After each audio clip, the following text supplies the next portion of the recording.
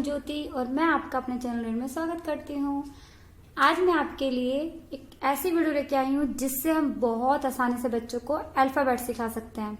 ABCD सिखाने के बहुत मेथड होते हैं, लेकिन जो मैं आपको बताने जा रही हूँ बहुत इजी मेथड होता है जिसकी हेल्प से बच्चा बहुत जल्दी अल्फाबेट सीख जाता है। अगर आप मेरे चैनल पे नए हैं तो प्लीज सबसे पहले मेरे चैनल को सब्सक्राइब कर लीजिए, क्योंकि मैं आगे बच्चों के लिए physical activities, brain development, games और इंग्लिश, हिंदी और मैथ्स के वर्कशीट लेके आने वाली हूँ जो आपके बच्चे के लिए बहुत हेल्पफुल रहने वाली है। चलो हम अपनी आज की वीडियो स्टार्ट करते हैं। सबसे पहले अल्फाबेट सिखाने से पहले बच्चों को स्ट्रोक्स आने चाहिए, जैसे कि स्टैंडिंग, स्लीपिंग, स्लैंटिंग, कर्व। जब बच्चों को ये स्ट्रोक्स आ जाएंगे, बेसिक स्ट्रोक्स होते हैं ये जो अल्फाबेट सिखाने से पहले सिखाए जाते हैं। जब ये स्ट्रोक्स आ जाते हैं उसके बाद ही हम बच्चों को अल्फाबेट सिखाना स्टार्ट कराते हैं। तो अल्फाबेट सिखाने के भी स्टेप्स होते हैं। फर्स्ट स्टेप में वो अल्फाबेट सिखाए जाते हैं जो स्टैंडिंग और स्लीपिंग की हेल्प से बनते हैं। सेकंड स्टेप में हम वो अल्फाबेट सिखाते हैं जो स्टैंडिंग, स्लीपिंग और स्लैंटिंग की हेल्प से बनते हैं। थर्ड स्टेप में हम बच्चों को वो अल्फाबेट सिखाते हैं जो स्टैंडिंग, स्लीपिंग, स्लैंटिंग और कर्व लाइन की हेल्प से बनते हैं। ये स्टेप सबसे बाद में किया जाता है, क्योंकि इसमें standing, sleeping, slanting, curve line सब आ जाती है, सब इंक्लूड होती है। उसमें कर्व जो होते हैं उसमें वेव्स होती हैं, इसलिए बच्चों को सबसे लास्ट में सिखाना होता है। सबसे पहले हम बच्चों को स्टैंडिंग और स्लीपिंग वाले ही सिखाते हैं। उसके बाद हम स्टैंडिंग, स्लीपिंग, स्लैंटिंग जिसमें तीनों इंक्लूड हो वो वाले अल्फाबेट सिखाएंगे, और सबसे लास्ट में बच्चों को वो सिखाएंगे जिसमें सारे हमारे बेसिक स्ट्रोक्स इंक्लूड होते हैं। ये 3 स्टेप्स होते हैं जिनको फॉलो करके हम बच्चों को अल्फाबेट कैसे लिखवा सकते हैं। तो चलो हम देखते हैं। ये ABCD है, A to Z 26 लेटर होते हैं। इसे बच्चों को सीक्वेंस में नहीं लिखवाना चाहिए, क्योंकि सीक्वेंस से बच्चा कंफ्यूज हो जाएगा।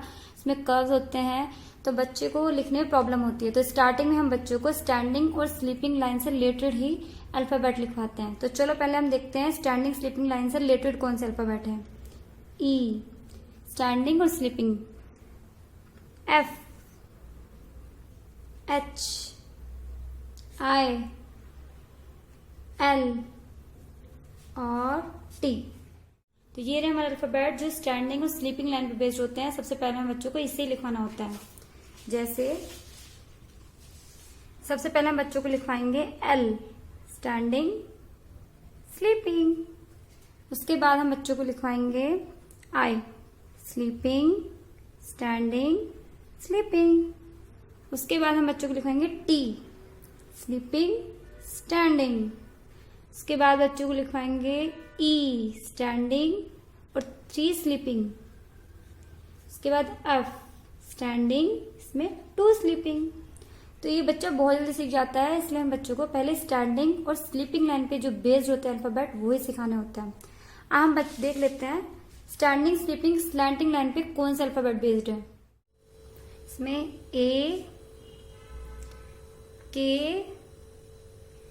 M, N, V, W, X, Y और Z। ये हमारे स्टैंडिंग, स्लीपिंग, स्लैंटिंग लाइन पे बेस्ड हैं, जो हमें इसके बाद कराने होते हैं। तो A कैसे कराएंगे, slanting, slanting, sleeping. K standing, slanting, slanting. M standing, slanting, slanting, standing. N standing, slanting, standing. N के बाद V slanting, slanting. W slanting, slanting, फिर स्लैंटिंग। मीन्स बच्चों को बोल सकते हैं 2 बार V बनाओ। X slanting, slanting. Y एक छोटा सा है स्लैंटिंग, एक बड़ी सी स्लैंटिंग। Y Z इसको Z बोलते हैं, Z भी बोलते हैं। Sleeping, slanting, sleeping. तो ये जो अल्फाबेट्स हैं ये बेस हमारे स्टैंडिंग, स्लीपिंग, स्लैंट लाइन पे, जो हम इसके बाद कराते हैं। अब बारी आती है जिसमें कर्व लाइन भी होती है, तो हम देख लेते हैं कौन से अल्फाबेट्स हैं।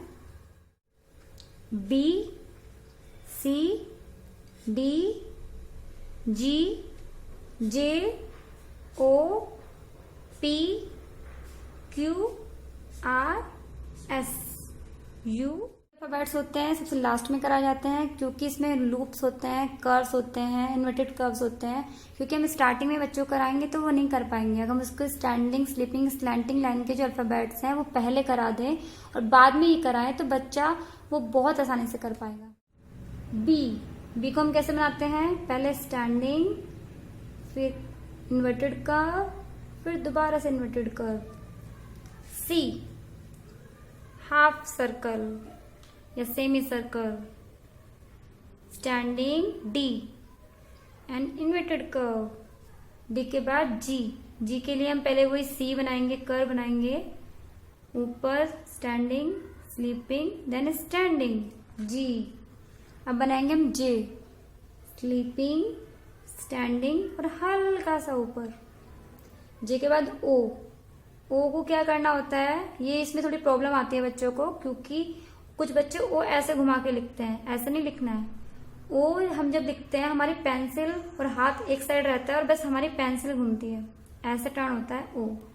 बात करते हैं पी की, स्टैंडिंग और इन्वर्टेड कर्व। क्यू, इसमें भी ऐसे ओ बनाओ और स्लैंट। आर, स्टैंडिंग, ऐसे पी बनाया, कर्व बनाया और स्लैंट। यू के बाद एस बनाने में बच्चों को थोड़ी प्रॉब्लम होती है, क्योंकि इसको बनाने के लिए आपके जो टर्न्स होते हैं ना वो बहुत अच्छे होने चाहिए, क्योंकि 2 टाइम टर्न करता है। ये तो आप बच्चों को बता सकते हैं, पहले सीधा सी बनाओ फिर उल्टा सी बनाओ, मीन्स पहले कर्व बनाओ फिर इन्वर्टेड कर्व बनाओ। सॉरी, मैं यहाँ पे एच भूल गई हूँ, जो हमारा स्टैंडिंग और स्लीपिंग लाइन पे बेस्ड है, तो मैं आपको बता देती हूँ। स्टैंडिंग, स्लीपिंग, स्टैंडिंग, तो ये हमारे अल्फाबेट्स हैं जिनको हम कुछ स्टेप्स को फॉलो करके बच्चों को बहुत आसानी से करा सकते हैं। क्योंकि अगर हम बच्चों को सीक्वेंस से कराएंगे तो उनको प्रॉब्लम होगी। अगर हम ऐसे बच्चों को कराएंगे इजी मेथड से, पहले स्टैंडिंग, स्लीपिंग का, फिर उसमें स्लैंटिंग भी इंक्लूड कर दीजिए और लास्ट में कर्व भी इंक्लूड कर दीजिए, तो बच्चे को स्टेप बाय स्टेप क्लियर हो जाएगा और बहुत जल्दी सीख जाएगा। सो फ्रेंड्स, ये थी मेरी आज की वीडियो। अगर ये वीडियो आपके लिए थोड़ी सी भी हेल्पफुल रही है तो प्लीज मेरे चैनल को लाइक कीजिए, शेयर कीजिए और सब्सक्राइब करना तो बिल्कुल मत भूलिए। Thank you for watching.